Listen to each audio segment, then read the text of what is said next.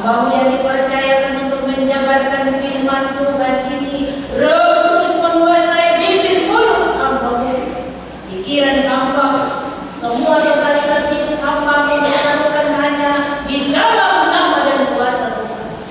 Berbicaralah kepada kami lewat firman Allah, karena kami sudah siap untuk mendengarkan firman kebenaran. Amin.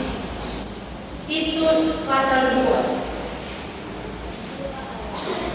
Surat Rasul Paulus kepada Titus pasal 2 ayat 1 sampai ayatnya yang ke-10.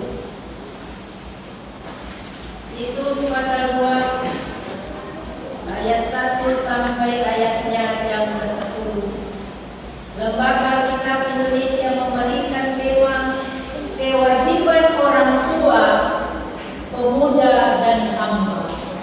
Ayat 1 dan seterusnya. Tetapi engkau beritakanlah apa yang sesuai dengan ajaran yang sehat.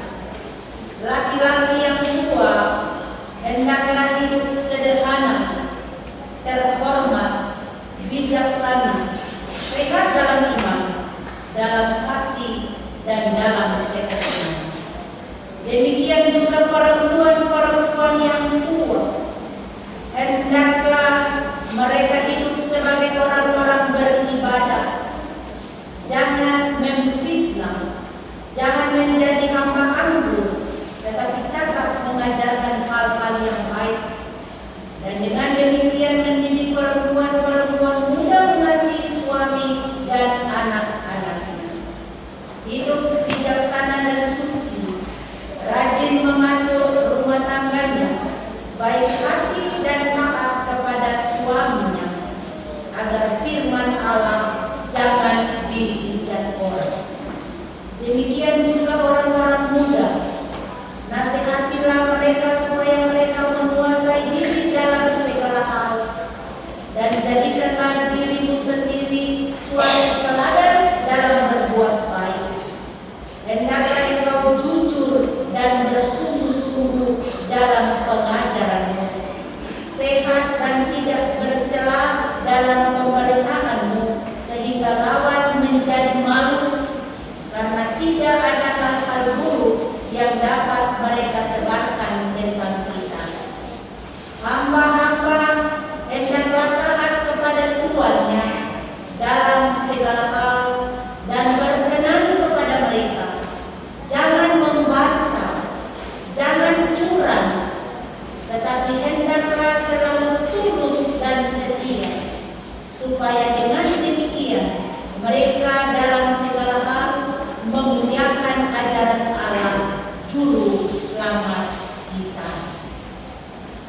Demikianlah bagian firman Tuhan yang dikatakan berbahagia ialah kita sekalian yang telah mendengar, membaca dan mau melakukan firman ini. Haleluya, haleluya, haleluya.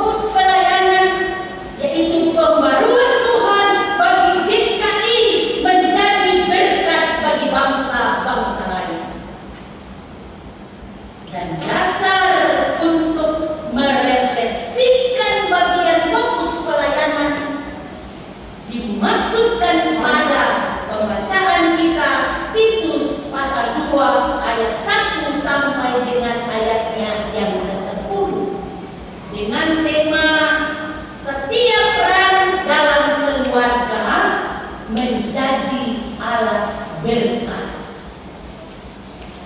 Saya ulangi tema ini untuk kita dengar. Tema kita yang harus kita renungkan dan harus kita praktekkan adalah setiap peran dalam keluarga menjadi alat berkat. Bapak Ibu, saudara-saudari jemaat yang dikasihi dan diberkati Tuhan, kitab Titus ini ditulis oleh Paulus dan ditujukan kepada Titus yang mana Paulus menyebut Titus ini, kalau kita baca dalam pasal 1 ayatnya yang keempat itu dikatakan bahwa anakku yang sah menurut iman kita bersama. Jadi Rasul Paulus menyebut Titus ini sebagai anakku.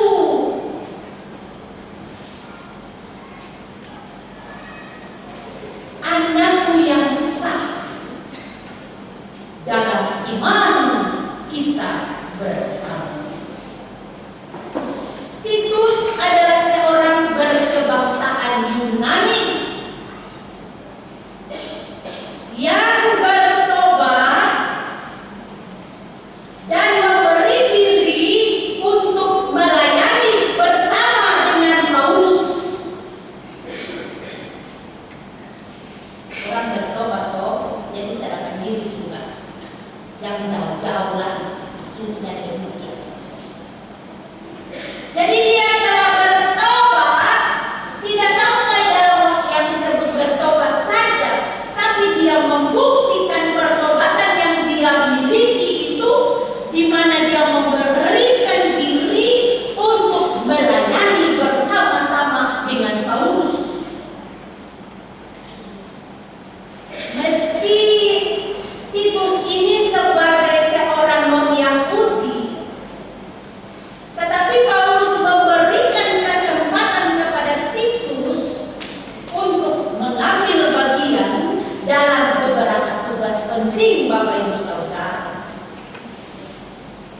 Ketika mereka berada di Korintus, Titus ini diberikan kepercayaan membimbing jemaat di sana untuk memberikan persembahan bagi orang-orang suci yang ada di Yerusalem yang membutuhkan.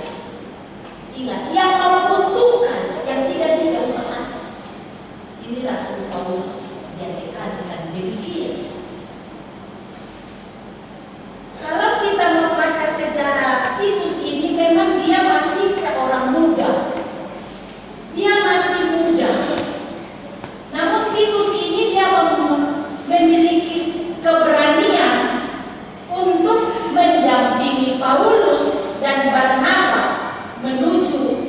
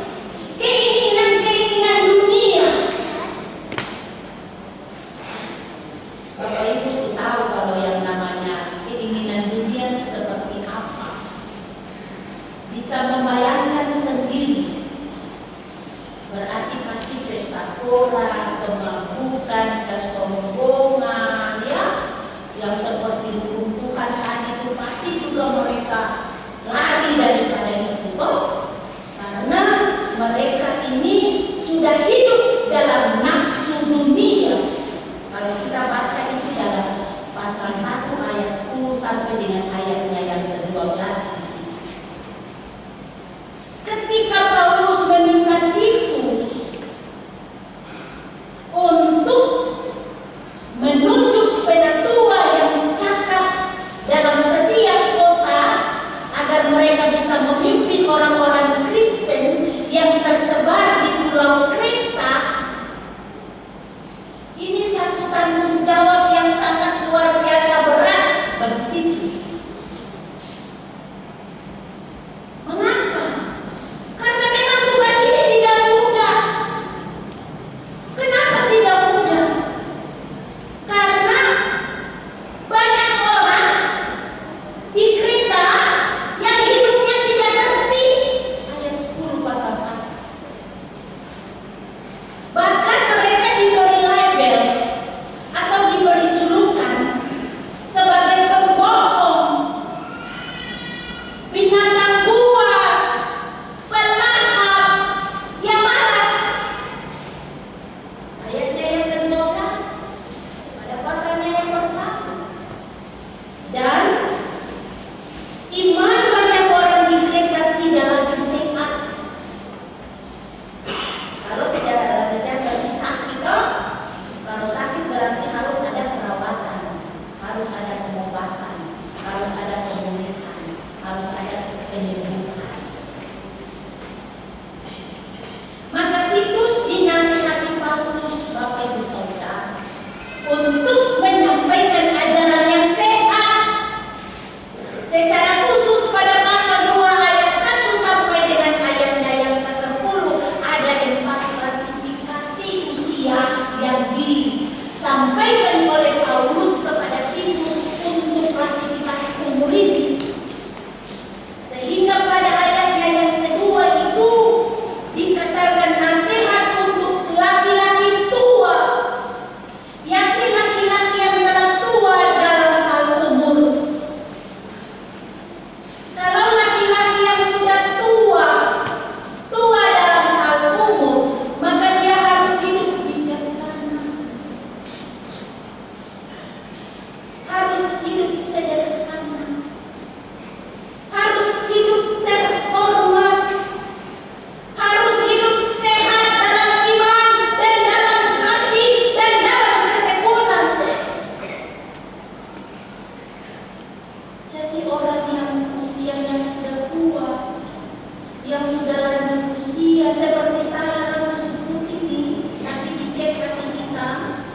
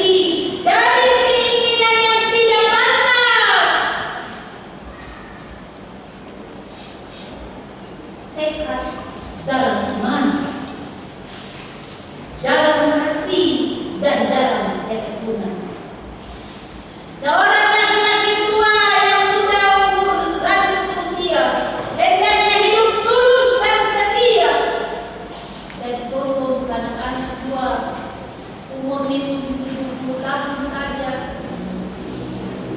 Kalau kuat 80, kalau 50 ke atas, Mazmur 90 ayat 12 dia bilang, ajarlah kami menghitung hari-hari kami sedemikian rupa supaya kami beroleh hati yang bijaksana untuk menjalani hari hidup ini.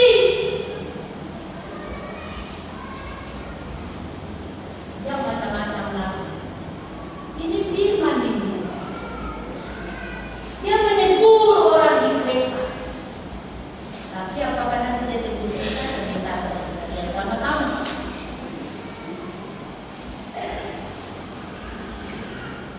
Orang yang usia tua harus berpegang pada hukum-hukum Tuhan, harus berpegang kepada Injil, tidak tergila-gila pada hal-hal atau pandangan-pandangan baru yang merusak dan menyesatkan. Nasihat yang kedua yang Rasul Paulus suruh Titus sampaikan kepada perempuan tua pada ayatnya yang ketiga sampai ayatnya yang kelima. Demikian juga perempuan-perempuan yang tua, hendaklah mereka hidup sebagai orang-orang beribadah. Jangan menfitnah, jangan menjadi hamba anggur, tetapi cakap mengajar hal-hal yang baik dan seterusnya. Perempuan-perempuan yang tua dituntut untuk hidup sebagai orang-orang yang beribadah. Orang beribadah pasti tutur katanya, sikapnya, perilakunya beda dengan orang dunia, beda dengan orang yang tidak tahu ibadah. Tapi waktu saya dengar ini siapa? Ini yang botak ini, dia bilang dulu saya tuh rajin ibadah. Nanti buka boleh. Tapi pada saat saya rajin, saya lihat orang-orang yang rajin ibadah itu kelakuan tidak sama seperti orang-orang yang beribadah. Dengan firman mengamuk-amuk, bagus firmannya ya, tapi pelaksanaannya, prakteknya jauh daripada apa yang dia dengar. Jadi ini bilang begitu, asap dan ini itu siapa? Noya Andinoya. Andinoya bilang, saya sudah mau lagi untuk masuk dalam ibadah. Tapi dia punya saudara perempuan yang sakit kanker tuh, sudah mau meninggal. Dia punya saudara bilang begitu, Andi, kita orang Kristen itu, kita ini seperti ada di dalam tungku yang terus apinya harus menyala. Kalau kita jauh dari tungku, kita ini ibarat arang.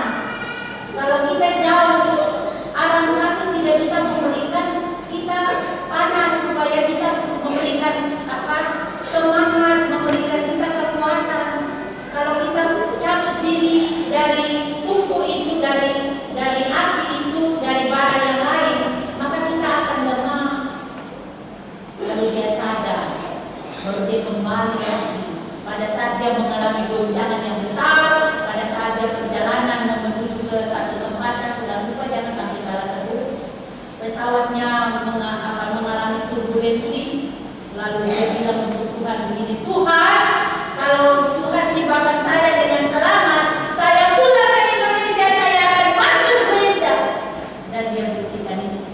Sekarang dia tidak mau lihat lagi. Dia bilang, saya masuk gereja bukan untuk saya lihat orang, tapi saya masuk gereja karena Tuhan adalah Allah. Amin. Kita pun demikian. Kita tidak usah ke kiri kanan, tapi kita meyakinkan keyakinan kita sungguh bahwa kita beribadah hanya demi kemuliaan nama Allah.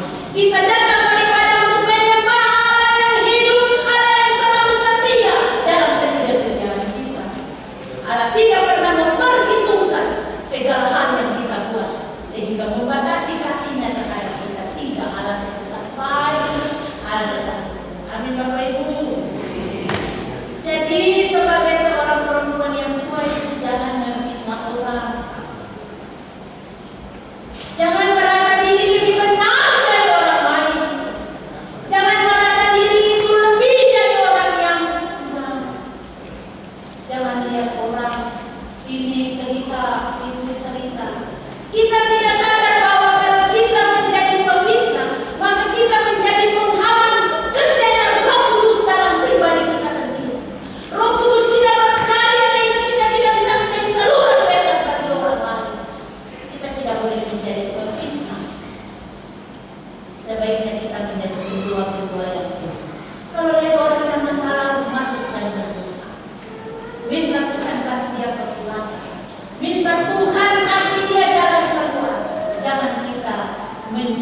ambil bagian untuk menghancurkan orang lain. Yang berikut, sebagai perempuan-perempuan tua, jangan menjadi hamba anggur. Di Fata di sana ada perempuan dulu minum anggur, mungkin di barat-barat sana. Tapi kalau di jemaat di Fata, saya tidak pernah lihat satu jadi bandar, perempuan tua jadi bandar, baru dia siram begini kasih ke perempuan-perempuan yang lain, tidak ada. Kita minum anggur pada saat kita diundang dalam perjamuan kudus. Dan anggur itu bukan anggur sabana. Anggur itu adalah darah Yesus Kristus yang tertular di kayu salib untuk menebus Bapak Ibu dan saya dari dosa-dosa kita. Jadi itu bukan yang dimaksud dengan peminum anggur itu. Jadi bersyukurlah kita tidak menjadi peminum anggur, ya. Sehingga merusak akan seluruh keberadaan kita sebagai hamba anggur.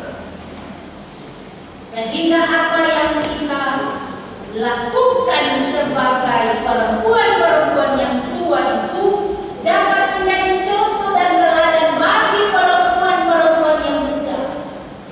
Kita bisa memberikan nasihat kepada anak mantu perempuan kita untuk bagaimana menghormati suaminya, untuk bagaimana bertanggung jawab dalam hubungan tangganya, dan kita dapat mengajar dengan cakap kepada orang lain. Amin.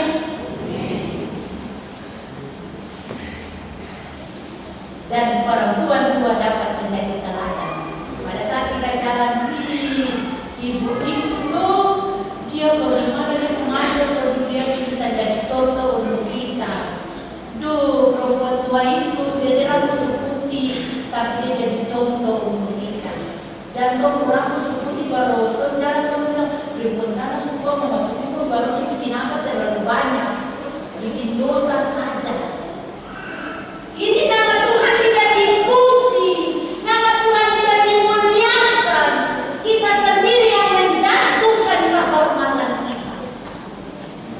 Yang berikut, yang ketiga, nasihat Rasul Paulus yang ditujukan kepada Titus untuk menyampaikan kepada jemaat Kreta. Nasihat kepada orang-orang muda. Ayat 6 sampai ayat 8. Dikatakan bahwa orang-orang muda seringkali tidak menguasai diri. Maka nasihat diberikan kepada orang-orang muda supaya dapat menguasai diri dan emosi. Kalau ada dengar sesuatu, jangan emosi, jangan cepat marah, kuasai diri, sabar. Untuk mengambil suatu keputusan harus mempertimbangkan banyak hal, sehingga kita sebagai orang-orang muda, kita disebut sebagai orang-orang yang bijaksana. Kita belajar dari orang-orang yang tua, kita dapat nasihat lagi, maka kita akan hidup sebagai orang-orang yang bijaksana. Untuk kamu keadaan yang di bawah, kalau kakak-kakak gampang marah, adik-adik yang di bawah ini yang masih dalam pertumbuhan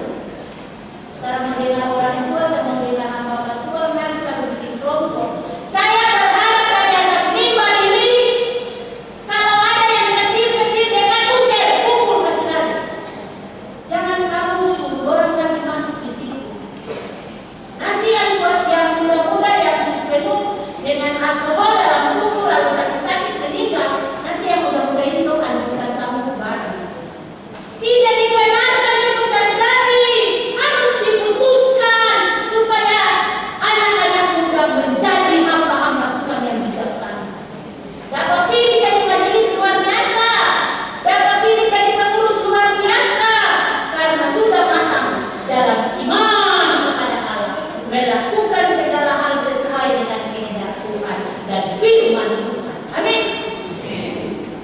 Yang terakhir, 4, nasihat kepada hamba-hamba. Hamba-hamba diingatkan untuk juga memperhatikan hukum-hukum Tuhan. Kalau hukum Tuhan bilang jangan,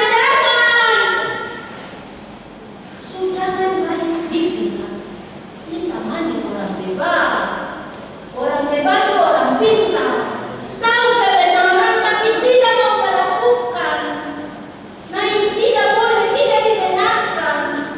Jadi hamba-hamba Tuhan diperingatkan untuk memperhatikan, melakukan hukum Tuhan. Walaupun meskipun hamba-hamba Tuhan ini dianggap rendah, ya, dianggap hina, tetapi lewat segala tidak totalitas hidup, nama Tuhan dimuliakan. Itu tujuannya. Bapak Ibu yang dikasihi dan diberkati Tuhan, nasihat-nasihat ini bukan saja karena jemaat membutuhkan orang-orang yang cakap untuk menjadi pemimpin jemaat, melainkan juga karena setiap orang dalam sebuah keluarga itu mempunyai peranannya masing-masing untuk menjadi alat berkat. Ada laki-laki dewasa yang berperan sebagai suami, sebagai ayah, sebagai hamba laki-laki. Ada perempuan dewasa yang berperan sebagai istri, sebagai hamba perempuan. Ada pula orang-orang muda yang berperan sebagai anak dan juga sebagai hamba. Jika setiap orang dalam keluarga menjalankan peranannya masing-masing karena termotivasi oleh kerinduan untuk memuliakan Tuhan, bukan sekedar untuk kesenangan diri sendiri atau karena orang lain, maka sudah tentu keluarga yang demikian akan menikmati keharmonisan, kebahagiaan yang luar biasa. Tetapi jika keluarga dalam persekutuan itu hidup harmonis atau bahagia, maka orang-orang Kristen yang tersebar di Pulau Kreta itu akan menjadi gereja yang benar-benar bersaksi atau menjadi saluran berkat. Jika mereka benar-benar menjadi saksi Kristus, maka firman Allah tidak dihujat, tidak disepelekan oleh orang, dan Allah tetap dimuliakan dalam segala hal. Bapak Ibu jemaat yang dikasihi dan diberkati Tuhan, kurang 7 minggu tadi saya bilang, ada seorang yang berkata, selangkah saja mau menghampiri. Hitung-hitung hari karena kita tidak tahu apa yang akan terjadi. Maka firman Tuhan ini memberikan kita pengajaran, nasihat, tuntunan untuk kita dapat menjalani hari-hari kita ini dengan berkat dan anugerah dari Allah. Kita yang adalah gereja Kristen Injil di Tanah Papua, lebih khusus Klasik Sorong, terkhusus gereja Efata Malandu Pasir.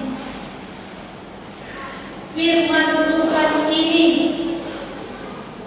mengajarkan kita, mengingatkan kita supaya apa yang menjadi tema di minggu ini dapat terwujud, yaitu setiap orang tua, laki-laki yang sudah lanjut usia, perempuan-perempuan tua, anak-anak atau pemuda dan pemudi dan hamba-hamba Tuhan.